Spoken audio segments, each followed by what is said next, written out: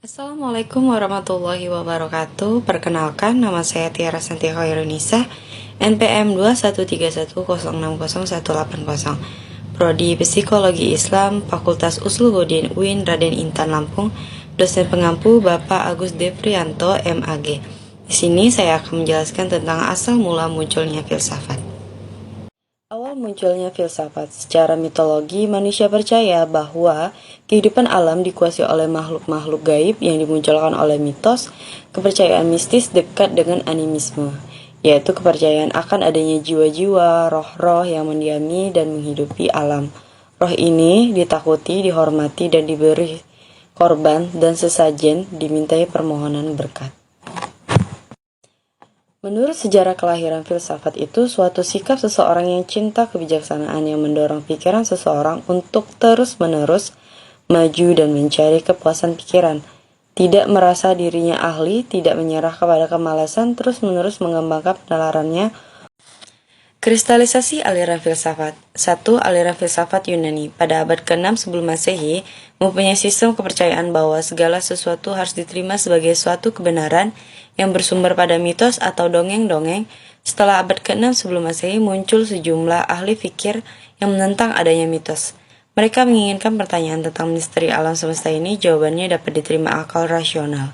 Keadaan yang demikian ini sebagai suatu demitologi, artinya suatu kebangkitan pemikiran untuk menggunakan akal fikir.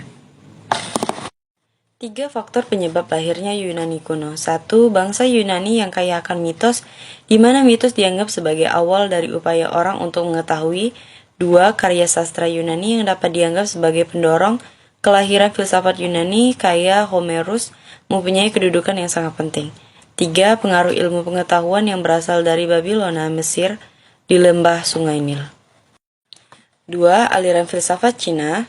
Di masa dinasti Zhou, khususnya periode abad ke-6 hingga abad ke-3 sebelum Masehi, mulai berkembang filsafat Cina kuno yang melahirkan 100 mazhab filsafat.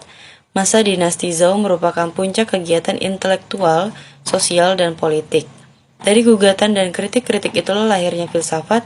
Orang cenderung berfilsafat saat di masa dunia tidak sesuai dengan keinginannya. Semua filsuf pada zaman dinasti Zhou ingin menyelesaikan masalah politik dan sosial, namun para filsuf memiliki cara yang berbeda, sehingga muncul aneka pemikiran filsafat Cina.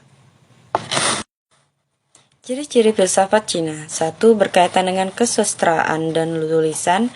2. Lebih antroposentris dibanding filsafat Barat dan filsafat India. 3. Lebih pragmatis, lalu mengajarkan bagaimana orang harus bertindak demi keseimbangan antara dunia dan surga. 3. Aliran filsafat Islam. Filsafat dalam Islam bermakna sama dengan hikmah, sebuah sikap intelektual yang memadukan pola pikir, intuisi, dan imajinasi dalam Al-Quran dan hadis. Hikmah kearifan tak hanya dalam arah konseptual, lebih dari itu, hikmah memiliki tujuan teoritis, yaitu kebenaran itu sendiri, dan perilaku yang bersinergis dengan kebenaran yang diperoleh, perpaduan teoritis dan praktis. 3. Aliran filsafat Islam. Dalam Islam, bermakna sama dengan hikmah, sebuah sikap intelektual yang memadukan pola pikir, intuisi, dan imajinasi dalam Al-Quran dan hadis. Hikmah kearifan tak hanya dalam aras konseptual, lebih dari itu, hikmah memiliki tujuan teoritis, yaitu kebenaran itu sendiri, dan perilaku yang bersinergis dengan kebenaran yang diperoleh, perpaduan teoritis dan praktis. Filsafat Islam berakar dari Quran Hakim, buku sumber induk filsafat umat Islam, serta sunnah Nabi. Dinamakan filsafat Islam bukan karena dibuat oleh orang Islam atau dibuat di negara Islam, melainkan karena inspirasinya dan hal-hal yang berkaitan dengannya diambil dari sumber Al-Quran. Filsafat Islam sebagai ilmu yang berkembang lebih dikenal secara luas berasal dari Yunani. Bahkan penulis Muslim pun beranggapan sama bahwa filsafat Islam berasal dari Yunani.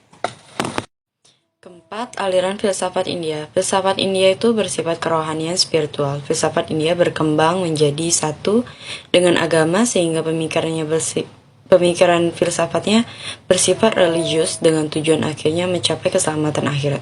Yang menyebabkan filsafat India masih bertahan sampai sekarang karena keteguhan jiwa rohaninya, bukan karena struktur politiknya atau organisasi sosialnya.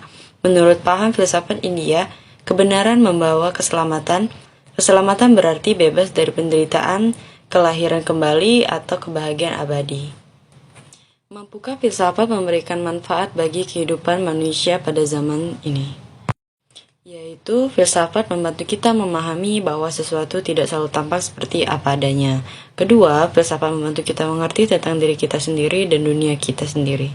Ketiga, filsafat membantu kita lebih berpikir secara kritis dalam menghadapi sesuatu. Keempat, filsafat mengajarkan bahwa apa yang mungkin kita terima begitu saja ternyata salah atau menyesatkan, atau hanya sebagian dari kebenaran. Kelima, filsafat dapat membantu manusia membedakan argumen yang baik dan yang buruk. Sekian penjelasan materi dari saya mengenai tentang filsafat. Lebih dan kurangnya saya mohon maaf, dan kepada Allah saya mohon ampun. Saya akhiri, wabillahi taufiq wal hidayah. Wassalamualaikum warahmatullahi wabarakatuh.